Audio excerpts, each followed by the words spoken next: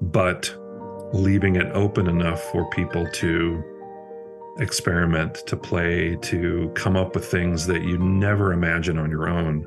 But because you opened the door and created a safe space for these amazing brains and artists, they bring all this incredible stuff to the table that then as a director you say, great, well, let's shape that, and let's put that in there, and then that creates sort of maybe a little bit of a different journey that we thought we were going to go on, but it's better, because now we have all this great contribution from these people.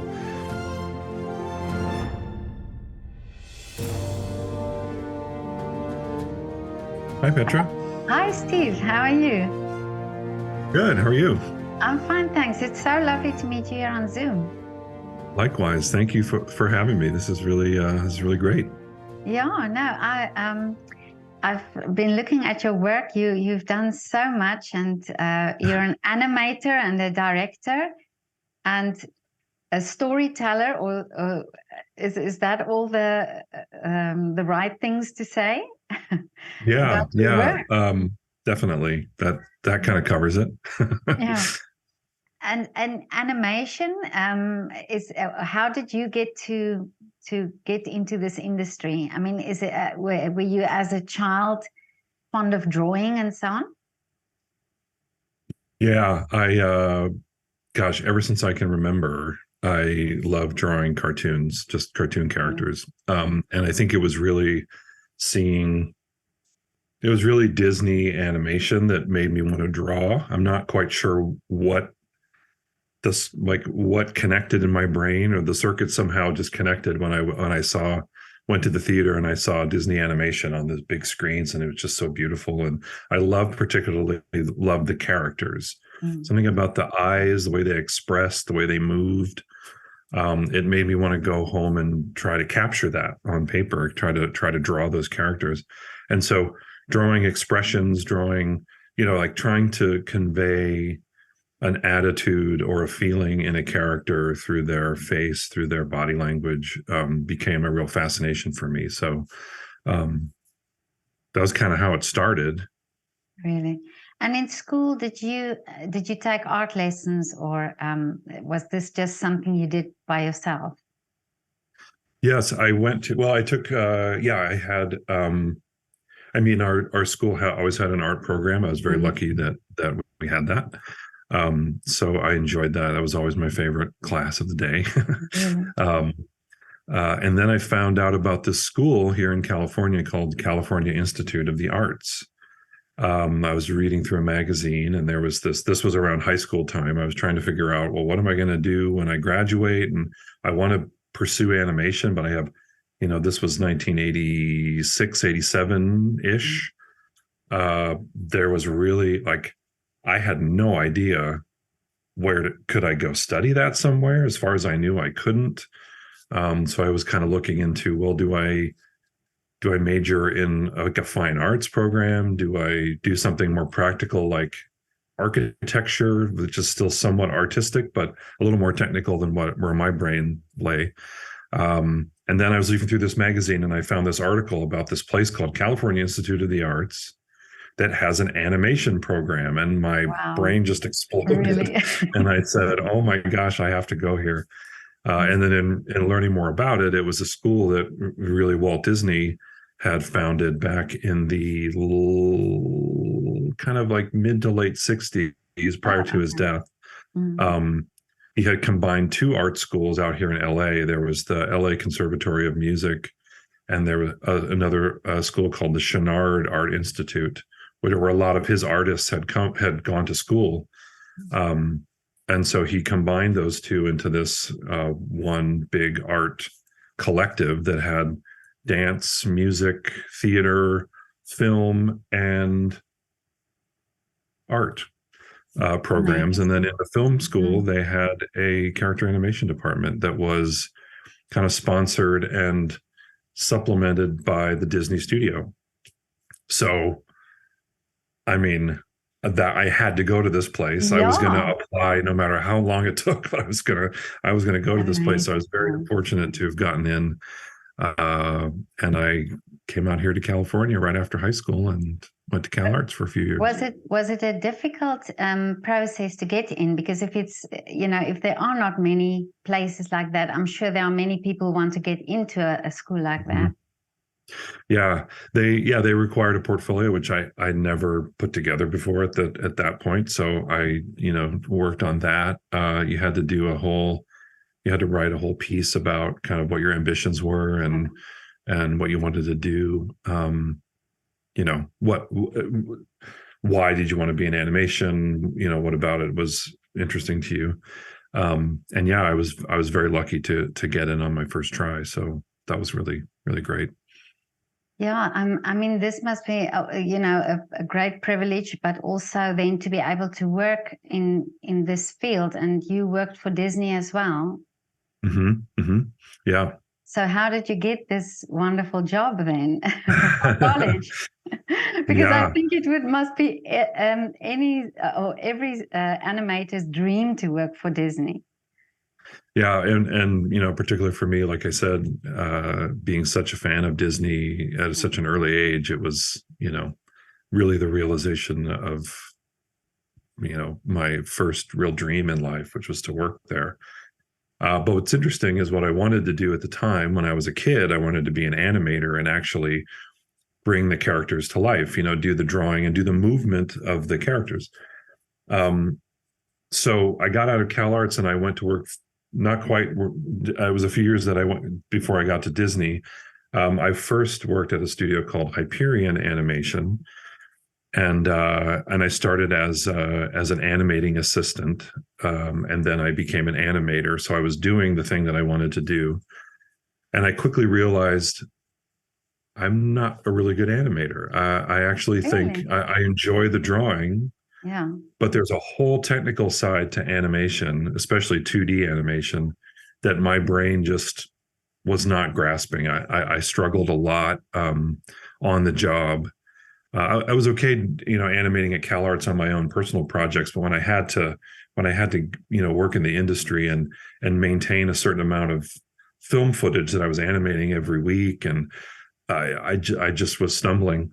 But then I was able to move into some storyboarding, and I realized that was really what I like to do more, is that storytelling, sort of the overall storytelling. And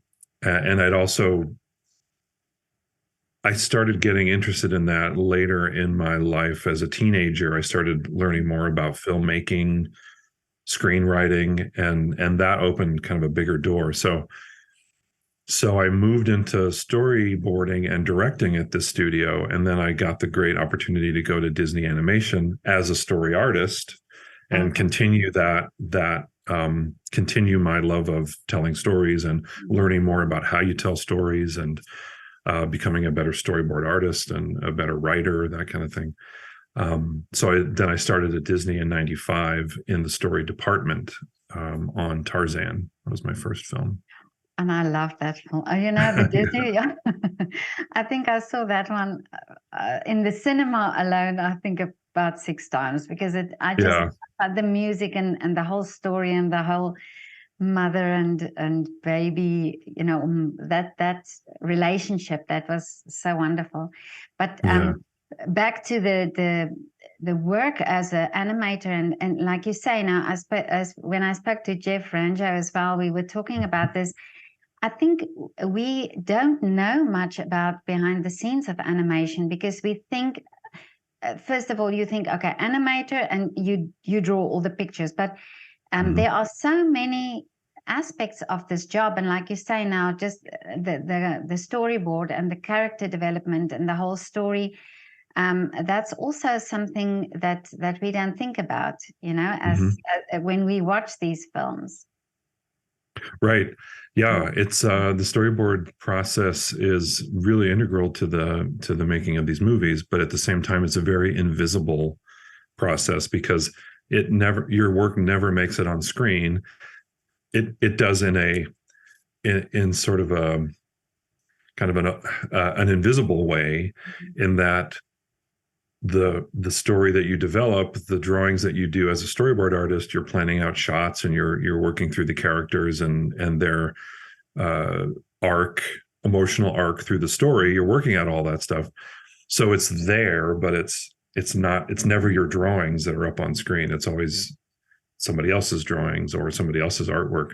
So story really lays the foundation for everything that comes later, all the actual production. Story is considered more pre-production, in the writing phase, basically just developing the story. So it does kind of, it sometimes it isn't quite as as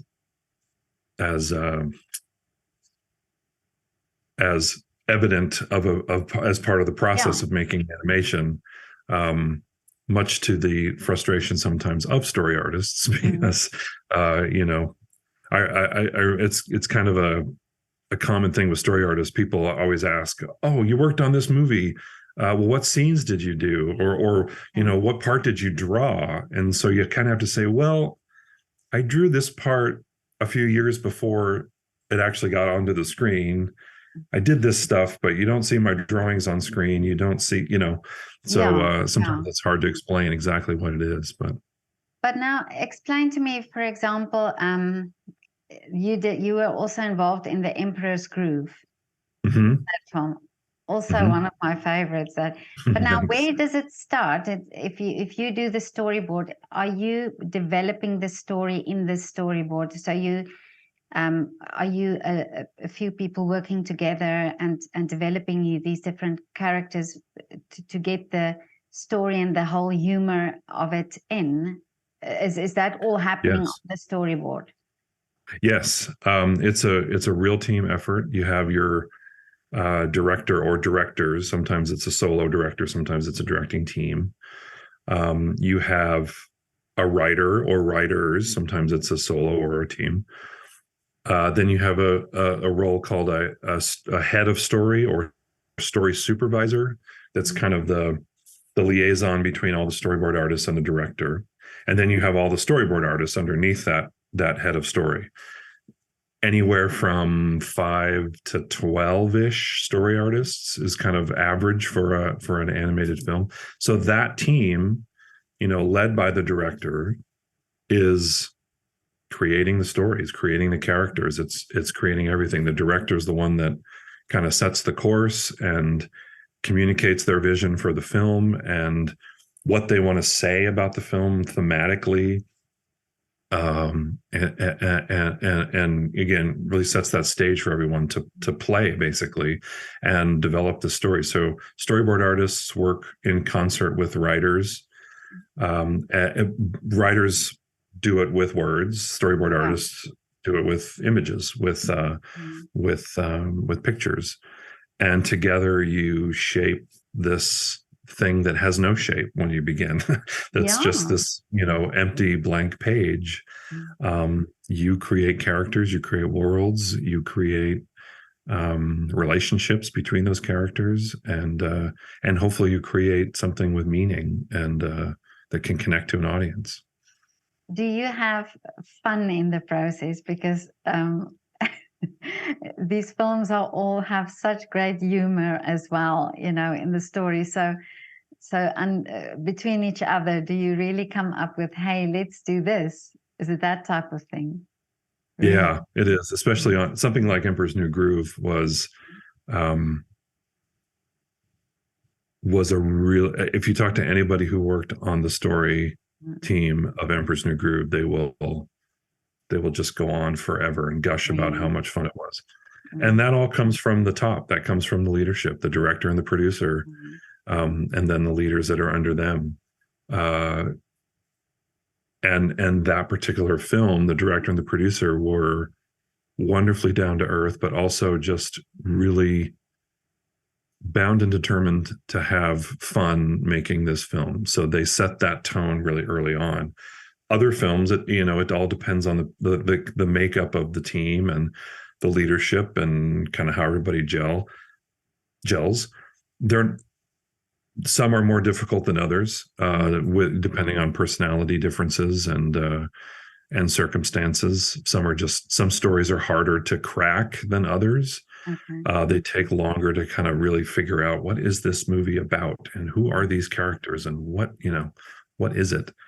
then others tend to come together a little quicker. It's sort of a mystery. There's no, it's the cool thing about what we do, and also the frustrating thing about what we do, in that there's really no rules, and there's no formula for how to make a movie. Um, which is great on the one hand because it means you're free and open to do anything, and you don't bound by any kind of rules. At the same time, it's frustrating because what worked on one movie may not work on the next Oh, movie. What succeeded, what was successful on screen or in the during the process of making it on one film, mhm. may be a complete disaster at another one. And every movie is like you're starting from zero again, and kind of it's almost like the first time you've ever done it. So, Really? Mm. because each one is completely its own thing. Yeah, I always think of that thing where you say you've got this freedom and there's no right or wrong that you can do, but that's always the difficult thing, because if you have these 100%, you have to do it like this and this and this and this, it's much easier because then you know what the rules are for it. Yeah, Um, yeah, yeah. And in some ways, I think that's the job of a director, not to impose rules on the team, but to give some kind of shape and parameter. That's why it's called directing. You're directing. You're giving direction. Don't let's not go over here. Let's stay on this yeah. place. But why don't we try to, maybe we could go off on a little side Mm, trip over here and try experiment with that. But you know, like you're kind of keeping everybody on the path that mm, you see in your head and that you feel is the right way to go, but leaving it open enough for people to experiment, to play, to come up with things that you never imagine on your own. But because you opened the door and created a safe space for these amazing brains and artists, they bring all this incredible stuff to the table, that then as a director you say, great, well, let's shape that, and let's put that in there, and then that creates sort of maybe a little bit of a different journey that we thought we were going to go on, mm. but it's better, because now we have all this great contribution from these people. So I think it's that's part of the director's job, is to, as much as possible. Sometimes there are moments where it doesn't really feel like there's any shape to anything, but if the director can at least kind of say, well, let's try this, Yeah. let's stay in this space for now and see where that gives us. So the director kind of helps alleviate that Mm. sense of of the paralysis that can sometimes Yeah. come with unlimited freedom. Yeah. you know But now, it's also you work for a very long time on a film like this. So, Mhm. I mean, what is the time period? Is it 2, 3 years that you work on a film? It depends on the film. We usually say anywhere between 3 to 5 years is kind of an Really? average. Yeah. Um, Something like Emperor's New Groove, um, that's a little bit of a different example because it started as a totally different movie and then became Emperor's New Groove. But the Emperor's New Groove part Mm. was about, I think, 2 years from start to finish. Okay. Um, Something like the Winnie the Pooh film that I directed was, I think, about 2 years, 2.5 years. Meet the Robinsons, another film I directed, was about 4.5 years. Wow. Let's see, Tarzan story process. I was on Tarzan in story for about 3 years, and then I think there was another year after that before it came out. So yeah, so at the barest minimum, I think you could get away with 2 years, but that's Really? sometimes a kind Mm. of a pretty rare occasion. But how much change happens in that time period? Because it must be that when you start off, you have this idea, but as the characters develop and the story develop, how much change is happening then? Yeah. Also uh, kind of a case by case situation. Mm. Uh, like I'll think Emperor's New Groove, just because we were talking about that. I recall that early on, the second act of the film was totally different, and and then partway through we completely reworked the entire second act. It, in the case of Emperor's New Groove, it's a buddy picture. They're traveling, they're on the road together. But Act Two was not a road movie. It actually was. It took place in one location. And then partway through, we realized we need some momentum in Act Two. We need, it just sort of stopped because physically the characters were stuck in one location. Mm-hmm. So we decided, let's add that element of travel to Act Two, and that kind of gives it that momentum. So that was, I mean, sometimes they go through incredible amounts of change. Other films have a few key moments that kind of stay in place, like those tentpole moments, and then the stuff around them changes. How you get to those tentpole moments change. So yeah, it's kind of hard to answer because again, it's case by case, but a lot. I mean, change is really the change. Change might be the wrong word. Evolution maybe would be a good word, because you do try to hold on to that spark that began the project and figure out what is the best way to get that up on screen to tell that story. So that doesn't change, hopefully. But how you tell the story will evolve and kind of grow over the process, if that makes sense. Yeah. But now a film like Winnie the Pooh that you did, and that's a very classic, I mean, that's a well-known character and the stories are there. So do you keep to those stories, or do you also develop then your own story? Yeah, well, for Winnie the Pooh, the whole directive with making that film was we want to return Winnie the Pooh to his roots, his Disney roots, but also his literary roots. So my directing partner, Don Hall, and I found it very important to, first thing we did was went back to the original A.A. Milne texts, and we read those books to see if there were any story material that hadn't been developed into films at that point, or if there was anything that, that we could just pull from the text. So we started there. And then, of course, there's a lot of invention that happened along the way to kind of develop those stories. But that one was an interesting one for Disney animation, because typically Disney animated features are, I mean, they might be based on a fairy tale or something, but they're usually wholly original. They're usually created completely pure, the Disney version of those stories. Yeah. This one was interesting because the characters already existed. The world already existed. The voices of the characters already existed. We knew, we were stepping into, something that had already been created. So that was totally different for all of us, our experiences at Disney.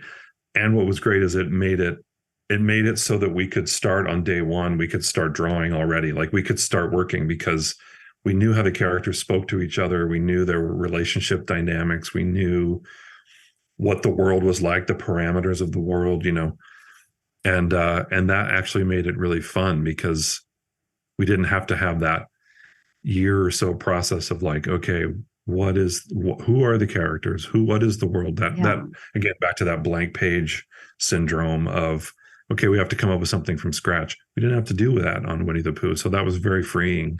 And it helped us move quicker. So we kind of got to we discovered our story, I think, quicker early on. Yeah, but I think there must have been also a challenge to keep it as authentic, that people would think, okay, but this is Winnie the Pooh. This is the character. Exactly. Yeah. Yeah. The joke was always like, are we gonna? We never wanted to do this, but the joke was always like, is Winnie the Pooh gonna have his hat on backwards and be like rapping or something? Because we got to update it for, never wanted to do that. We're never gonna do that. But yeah, how much, how do you make at least not change the characters in the world to fit today's audiences, but is there a way in the telling of the story to just maybe sharpen the humor up a little bit, to just maybe quicken the pace a little bit. As much as we love the Disney original Winnie the Pooh films, when we did go back and watch it, we thought, okay, they're probably a little too slow for today's audiences, maybe a little too precious for today's audiences. You still want to keep the heart and the charm of Winnie the Pooh, but is there, like I said, is there a way to kind of sharpen that just a little bit? So we use some of the other characters, like the owl character or the rabbit character, just to kind of, you know, they can be a little bit sillier or a little bit more frantic or a little bit more crazy. And then you can keep Pooh at the center, like Pooh and Piglet, the two innocents of the bunch. You can keep them pure and let the other characters, you know, be a little bit crazier. Yeah. Yeah, that's so interesting. But also now, when you finish with the storyboard, or when you work on the storyboard, so now you have to say you develop a character. Okay, not Winnie the Pooh that everybody know, but say a new character. Mm-hmm. Do you go to the animators then, and the guys who are, or the people who are going to draw the picture? Do you have specific guidelines to say, I want the nose to look like that, or I want the person to look like that, and they have to come up with a specific idea, or do you give the outline of the character and they just have to come up with the idea? Right. It's kind of both. You know, as you're in the early days, as you're developing the story, of course, everybody's imagining what the characters look like in their own heads. You usually have an artist or maybe two kind of doing really early conceptual stuff that also helps the storyboard artists know how to kind of draw consistently. So there's usually some kind of early rough designs for the characters so that everybody can kind of be drawing the same language, if you will, in their storyboards. And then you have other artists come on and start to suggest, you know, they build off of what's already been done, and then they suggest new possible ways to go. Did you ever think of this? Or what about this? Or, oh, I saw this actor with this great face and he had this great, you know, profile. What about that? What if that's the great, you know, and it's that whole what if and yes and process that you go through as you build those character designs with your conceptual artists. But again, I think it's like we talked about before with the director. I think the director gives some kind of general sense of who they see the characters are. A lot of times a director early on will have a particular actor in mind, not necessarily that you'll cast as the voice, but just a presence, you know, oh, I see this person, like this character is like, you know, David Bowie, or this character is like, you know, Melissa McCarthy or whatever. You know, sometimes you see types or you see certain performers as a model for the character. So that can kind of help bring everybody into into a similar space. So everybody's thinking the same general way about the characters. I'm not sure if that answered that question. Yeah, no, definitely. Okay. But now, as a director, where do you start? Do you get the idea and then you have to get everybody together and you have to get funding together? Is that also part of your job, or is that a producer's job? Well, at Disney, what you do is, as a director, you pitch ideas. So you come up with, they want you to come up with 3 ideas, so that you don't fall in love too much with one. You know, they want you to kind of keep your options open. And I can come from anywhere. It could be a book that you're really interested in adapting. It could be a personal story that you've created. It could be something, you know, that you read in the newspaper that you think that is a great idea for a story. And you pitch those 3 ideas. Ultimately, one is selected. And then there's a lot of research that you start to do. You pull reference images to kind of wrap your head around it, but also to start being able to communicate with other people about, well, maybe it's like this, or I see it kind of like this, or Oh, yeah. like you you know, you fill these boards with inspiration, Mm. paintings that you've seen that you think have a particular look that kind of speaks to the story, or Oh, yeah. photographs, or Mhm. like I said, actors, or um, illustration styles, any of that stuff, just to kind of inspire. And then gradually you'll build the team, you'll get a Mm. writer, you'll get your storyboard artist, and then you'll start kind of building that. Oftentimes the director will in a very rudimentary way kind of determine the general story beats that they'd like to happen in the film, what the film is about thematically, who the characters are, what's the general arc of the story. And then with your team, you'll begin to flesh that out and um, workshop that idea. But at Disney, and then yes, and then you have a producer attached with you as well, who is working with budgets and schedules Yeah. and starting to build the teams. Who can come on, what artists are going to come on, and what time in the, like, at what point in the development can we bring in artists? Because sometimes they don't want you to start building a team too large until you've got an idea that's building momentum. So the Yeah. producer kind of helps you with that, casting people. Yeah, you work very hand in hand with your producer also. And that time frame before you actually start with the movie, how long does that usually take? Um, I would say it could be overall, it could be a year to 2 years that you're Really? before you actually get into production, where you're actually making the shots that will appear on the screen. Unbelievable. Yeah. Yeah. Yeah. And then what happens in that process, pardon me, once you've gotten a story figured out, once you've gotten a script written, you start to then storyboard that script, and you will screen the film in this very kind of workshop way, where you photograph all the storyboards and you edit them, time them out. You put temp music, temp sound effects, temp dialogue. A lot of people have equated it to in theater how you will workshop a play. Before it's actually premiering on stage, before the opening night, you Yeah. will grab a bunch of actors and build some sets or something, and you'll workshop the play and just see how the audience reacts to it. Well, you do the same thing with animation. Really? And you watch the movies in this storyboard form, and you can get a sense of the pacing, the timing. Is the humor playing? Are people feeling the emotion that you want them to Oh, yeah. feel? Uh, all of that. Now it's an internal audience that you're showing it to. It's all people inside the studio, inside Disney. But you're still getting these kind of fresh eyes on your film.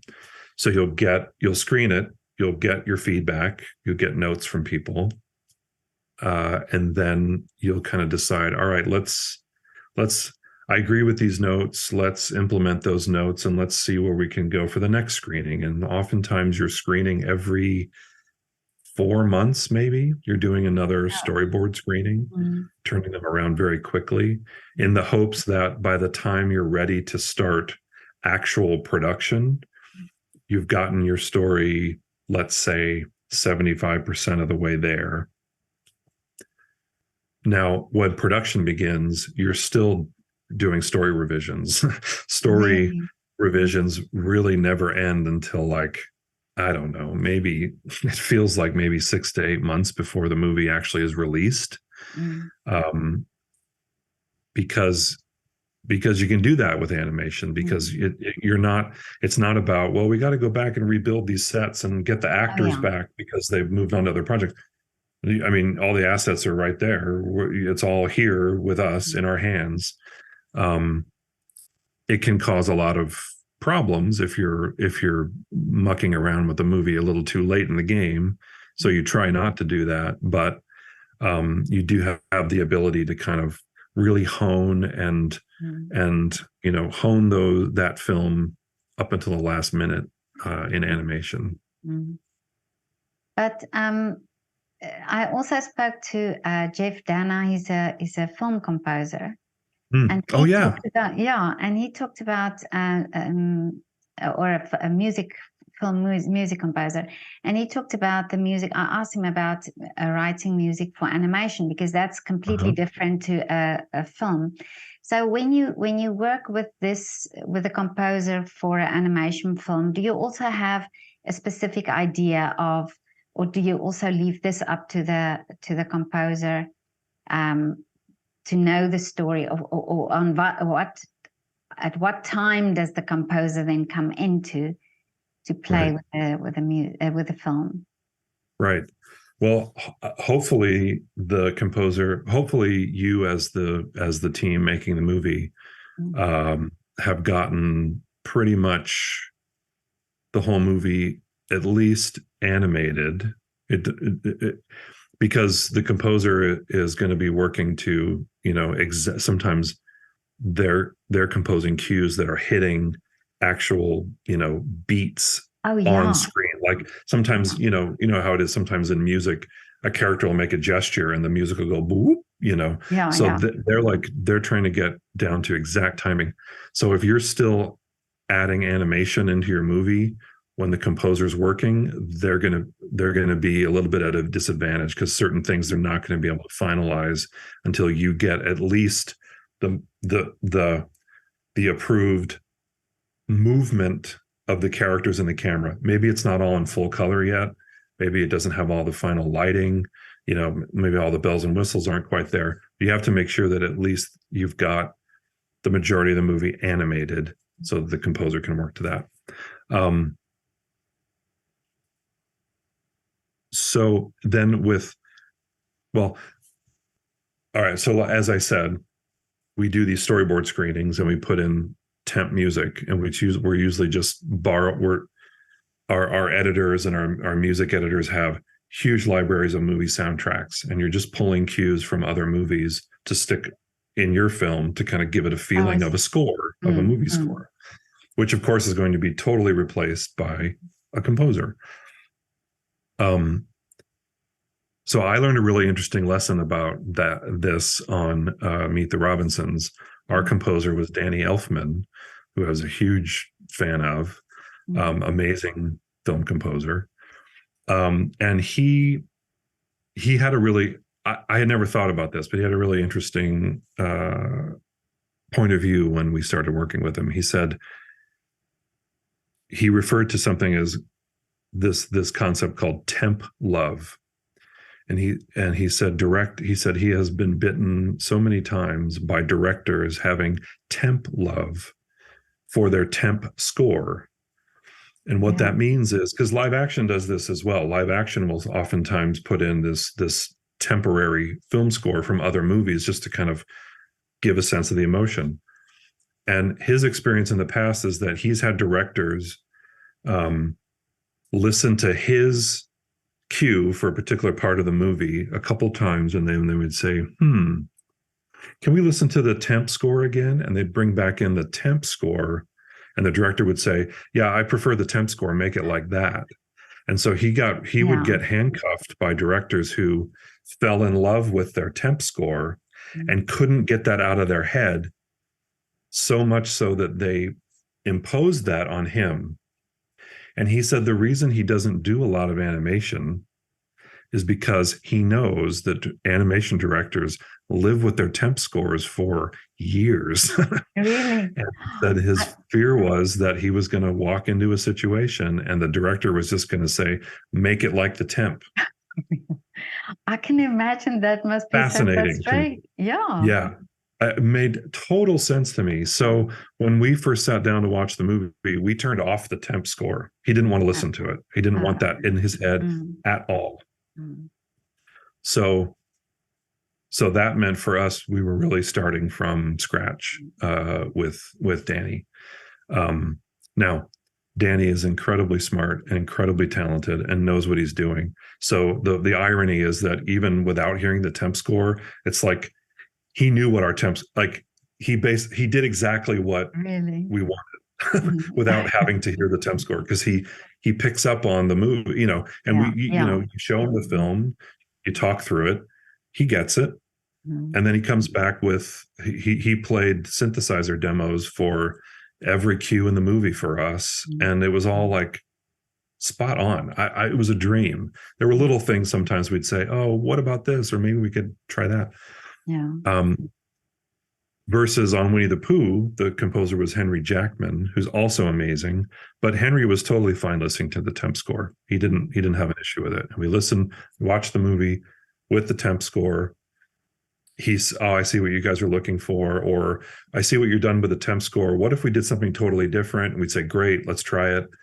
So it all depends on the composer. But that was, sorry for the long anecdote, No, but no, no. But it's that so was a interesting. real Yeah, lesson to me as a yeah, director, that uh, you need to use the temp score to tell your story. But as soon as you work with a composer, you have to cut that temp score loose and start from scratch.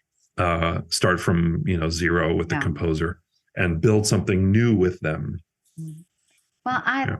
I was also thinking afterwards, after I spoke with Jeff about the animation, the music of the animation, because that's so part like any other film, but I think specifically for animation, because like you say, there's Mhm. movement and there's certain points where there has to be music and or silences or so. So it must be amazing if you get the composer to understand also the story. Mm-hmm. Mm-hmm. Yeah. Yeah, I remember there were moments with working with Danny Elfman on Meet the Robinsons, and Mm, there were times where he played his synth demo mm. for us, to picture for the first time, and it was just like, that's Really, perfect.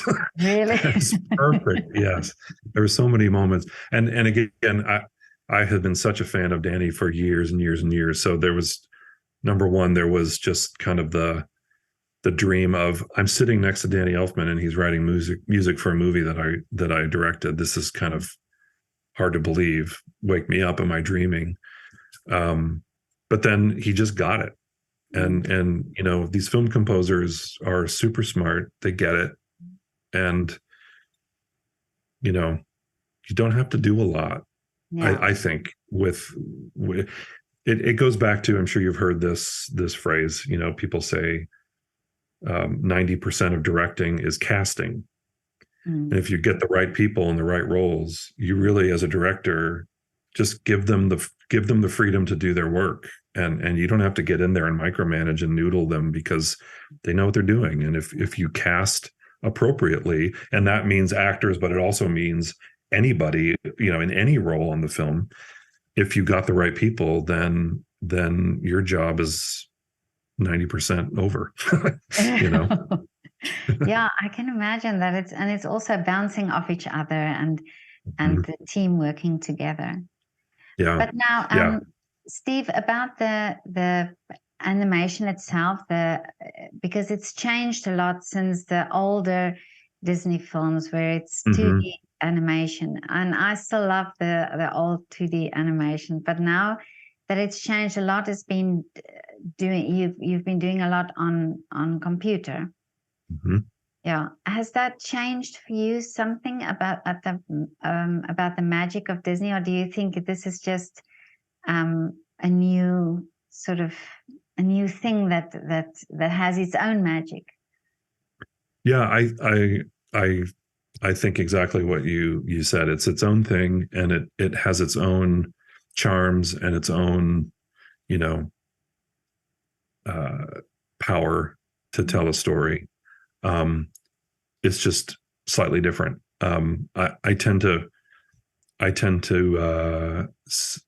I feel like when I think about 2D animation, hand drawn animation, the classic stuff, to me that's like impressionist painting. It's capturing the world, but it's doing it with um, it's an impression of the world. It's a caricature. It's an interpretation of the world. Um, Versus computer animation is like photography, where it's also capturing the world, but it's doing it.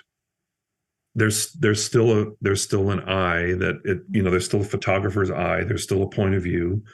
There's still an artistic aspect of photography, but it's a little more capturing reality in Oh yeah. its Mm, truest form.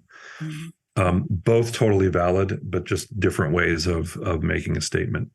mm. And the fundamentals of telling a story, like that's the part that never gets easier, and that's the part that the computer can never do for you, is Yeah. how do you create a compelling story, and those things are universal.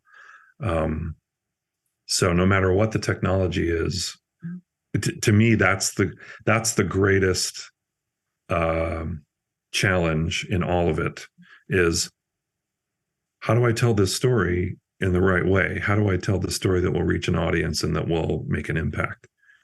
Um, so story creation is still the hardest thing and the most Really. challenging Mm. thing. Um, but then the great thing is now we have so many different kinds of tools that we can use to tell those stories. Not just hand drawn animation, but now we have computer animation, or there's stop motion, or there's some new technology that somebody's going to invent sometime that's this great storytelling device. So um, yeah, it's just another tool in the toolbox. Mhm. But now with the storytelling, is that something you think you can teach somebody to do, or is storytelling something that you have it or you don't? I think you can teach principles, Mm. not rules, but principles of good storytelling. Um, but then it is up to the person to know what to do with those principles. And some people gravitate towards it and understand it, and then other people may struggle more with it. Or maybe that person is more of an executor of someone else's story, Oh as yeah. opposed to a creator of their own stories. um, so I think I I hate to say that it's you kind of you either have it or you don't, because I don't I feel like like, everybody should explore and do the things they want to do, and that it's not off limits to people, and it's not just for a select few that are somehow more special than others. I don't mean it to sound like that, Mm. um, but yeah, I think there are people that have something inside of them that they want to get out, and they understand how to organize those ideas and those feelings into something with a structure, and with momentum and with an arc to it, that can then say something by the end of it.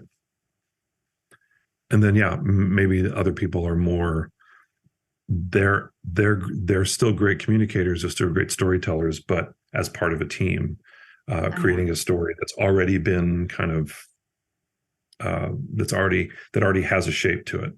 Mm. Oh yeah, That I makes sense. understand what you mean. Yeah, the putting in the detail or Yeah, getting it, yeah, developed. yeah, because everybody's Yeah, a storyteller on the yeah. teams. um, but maybe your skill is as an animator, and that's Mhm. storytelling like crazy, because you're conveying the characters, and characters are story. You have no story Mhm. without characters. So to be able to get those characters' emotions and feelings out on the screen in animation, that's storytelling. Or you're a background painter, that's storytelling, because it's mood and it's color and it's Oh yeah. space. Mhm. Or maybe you're a concept artist, which is all storytelling too, because that's designing a world, that's designing a cast of characters. It's all storytelling. So it's all about figuring out, okay, how do I slot into this process? You know, uh, I couldn't be an anime. I wasn't a good animator, as we talked Mhm. about earlier. So I realized very early, like, okay, that's not how I fit into this process. Um, I fit in more in the earlier, like the storyboarding, story creation phase, and then then leading the team to create the whole film. That was really where my strengths are. So everybody can be a storyteller. You kind of have to find out where your strengths are and where the best place is for you in the process. But now you've done so much already. I mean, the list of films that you're just so amazing. But what are still the wishes for you for the future? I love being a director. As much as I wanted to be an animator as a little kid, the desire to be a director of films, animation, live action, anything, just directing something filmed, was really my greatest dream. So I would love to keep directing things that maybe are a little bit different from what I've done before. I left Disney a couple of years ago to try to experiment and explore new things. As much as I love being a Disney storyteller, I think there are other stories that I have inside me that I would love to try to get out, and other ways of telling a story that I would love to learn. So, broad stroke, I want to be a better director.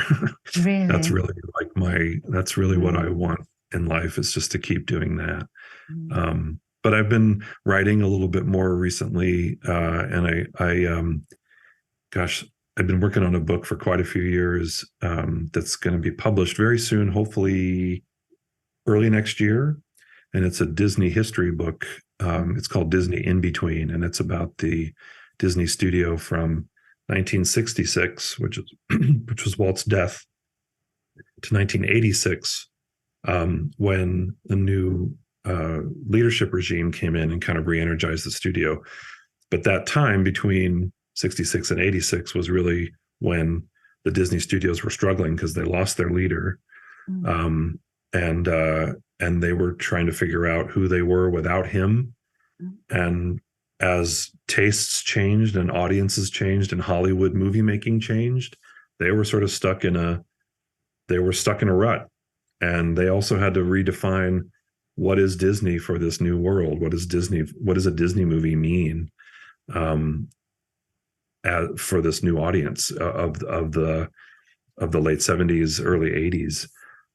So a time that I was always fascinated with, not a time that's very spoken about in Disney history, because it isn't one of the more prosperous times, but very fascinating to me. So yeah, very proud of that. Book. Amazing. It sounds amazing. When you were talking now, I was thinking, I never thought of that, but yeah, it was right. It was only after that you really had these huge movies that we all talk about and that we all remember now. But please let me know when you publish this book. I would love to read it. It would. Yes, I would definitely will. Yeah.